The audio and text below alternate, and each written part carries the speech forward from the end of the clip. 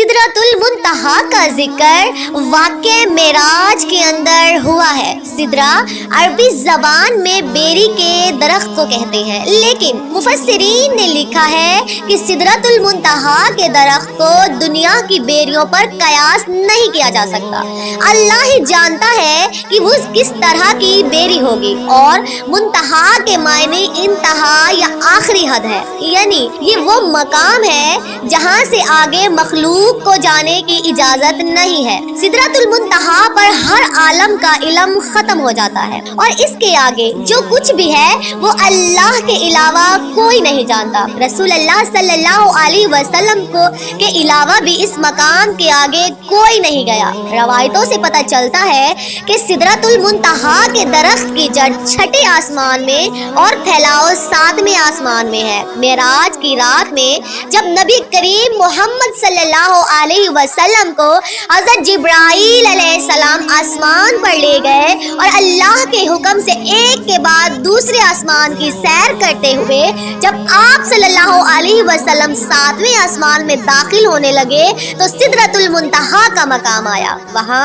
एक अजीम दरख्त मौजूद था जिसके फल मकाम हिजर के मटके जैसे थे और पत्ते हाथी के कानों की तरह थे। हिजर दरअसल कौमे आद की मुमलकत का दारुल सल्तनत था, जहाँ के पत्थरों और पकी हुई मिट्टी की मसनूआत बहुत मशहूर थी। इसके अलावा रोम 17वीं सदी में शाम, लबनान और सिदरा नामी एक दरख्त पाया जाता था। दुनिया की बदलती आबो हवा की वजह से साल 1937 में इस दरख्त की नस्ल ही खत्म हो गई। मुअर्रिखीन और माहिरीन नबातात ने इस दरख्त की ऊंचाई 150 फीट और गुलाई 40 फीट लिखी है। इस दरख्त में होने वाले फल बिल्कुल हिजर के मटकों की मुशाबह थे। इस तारीखी दरख्त के जलाल और अजमत को देखकर इंसान हैरत में डूब जाता है, जो अपने दौर का एक अजीम और खूबसूरत दरख्त था। बाइबल मुकद्दस में भी इस दरख्त का तज़किरा रेस के नाम से किया जाता है।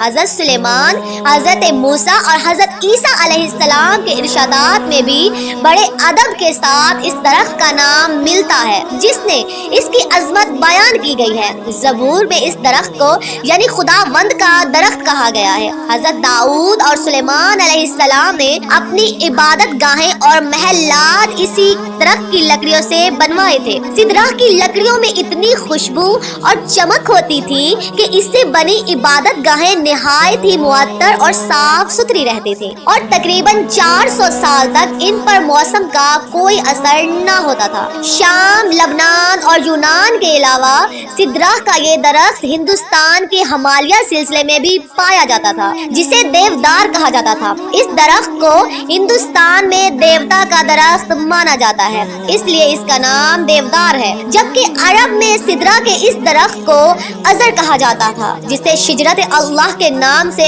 याद किया जाता है। ये तीनों नस्ल के दरख्त दरअसल एक ही खानदान से ताल्लुक रखती थी और इसी खानदान में बेरी का दरख्त शामिल है। इसलिए इस्लाम से कबल अरबी किताबों में बेरी के दरख्त को सिदरा ही कहा गया है। मुख्तसर ये कि सिदरा कदीम दौर का एक अहम और नायाब दरख्त था, इसलिए कुरान और हदीस में सिदरतुल मुंतहा को दुनिया के इस बेरी के दरख्त से तशबीह दी गई है। लेकिन सिदरतुल मुंतहा जो 7वें आसमान पर मौजूद है, इन दुनियावी बेरियों के दरख्त के जैसा बिल्कुल नहीं। हजरत अब्दुल्ला इब्ने मसूद रजी अल्लाह ताला अन्हा ने फरमाया कि सिदरतुल मुंतहा छठे आसमान पर है। जमीन से ऊपर जाने वाली चीजें सिदरा पर आकर रुक जाती हैं, फिर इन्हें फरिश्तों के जरिए वसूल किया जाता है और इस तरह ऊपर से नीचे आने वाली चीजें इस तक आकर रुक जाती हैं, फिर इन्हें नीचे से मौसूल किया जाता है। मुफस्सिरीन ने लिखा है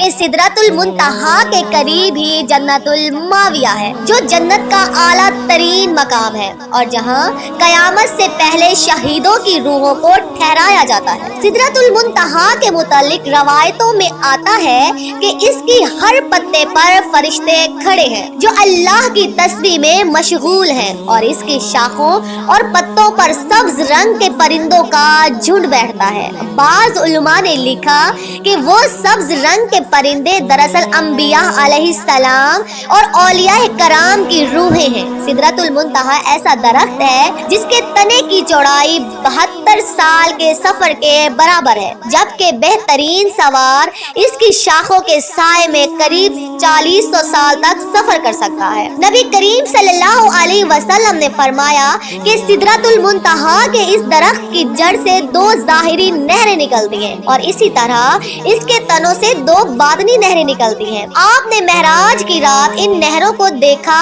تو جبرائیل امین سے دریافت کیا، اے جبرائیل، یہ باطنی اور ظاہری نہریں کیا ہیں؟ اس پر جبرائیل علیہ السلام نے فرمایا کہ باطنی نہریں جنت میں جاتی ہیں اور ظاہری نہریں دنیا میں گرتی ہیں، جو دریائے نیل اور دریائے فرات ہے۔ شمالی افریقہ میں بہنے والا دریائے نیل دراصل یونانی لفظ نیولس سے نکلا ہے، جس کے معنی وادی کے ہیں۔ یہ دنیا کا سب سے لمبا دریا ہے، جس کی لمبائی 6000 کلومیٹر سے بھی زیادہ ہے۔ دریائے نیل مصر کی سرزمین سے گزرتا ہے اور وہاں کے باشندوں اور زراعت کے لیے اہم مقام رکھتا ہے۔ مصر وہی سرزمین ہے جہاں حضرت یوسف اور حضرت موسیٰ علیہ السلام جیسے جلیل القدر نبیوں نے اپنی زندگی کا ایک بڑا حصہ گزارا ہے۔ اگر دریائے فرات کی بات کریں تو یہ 2800 کلومیٹر لمبا دریا ہے۔ عراق اور مشرقی ترکی کے علاقے میں بھی بہتا ہے۔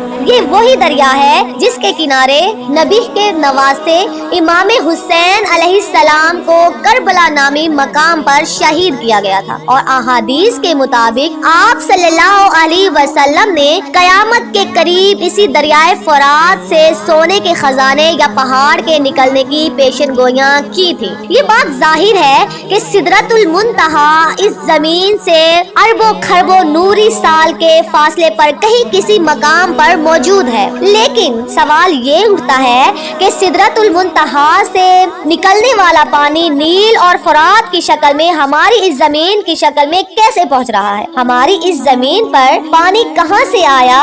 یہ ہمیشہ سائنسدانوں کے لیے ایک اہم سوال بنا رہا۔ کچھ سائنسدانوں کا خیال ہے کہ زمین پر پانی اس وقت سے موجود ہے جب سے یہ زمین وجود رکھتی ہے، جبکہ حال ہی میں ہونے والے ایک تحقیق میں یہ بتایا گیا کہ شاید زمین پر پانی آج سے اربوں سال پہلے خلا سے آنے والے کسی شہاب ثاقب یا میٹروئڈ کے ذریعے یہاں لایا گیا تھا، اور 3 ارب سال سے پانی اس زمین میں موجود ہے۔ اب سوال یہ ہے کہ وہ شہاب ثاقب جو اربوں سال پہلے اس زمین پر گرے تھے اور پانی کو یہاں لانے کا ذریعہ بنے، کیا وہ اس جگہ سے آئے تھے جہاں سدرۃ المنتہا موجود ہے؟ ایک نظریے کے مطابق سدرۃ المنتہا کی جڑ سے نکلنے والی وہ نہریں اس دنیا میں غیبی راستے کے ذریعے آتی ہیں، جسے جدید سائنس کی زبان میں ورم ہولز پورٹلز کہا جاتا ہے۔ یہ وہ راستہ ہے جس کے ذریعے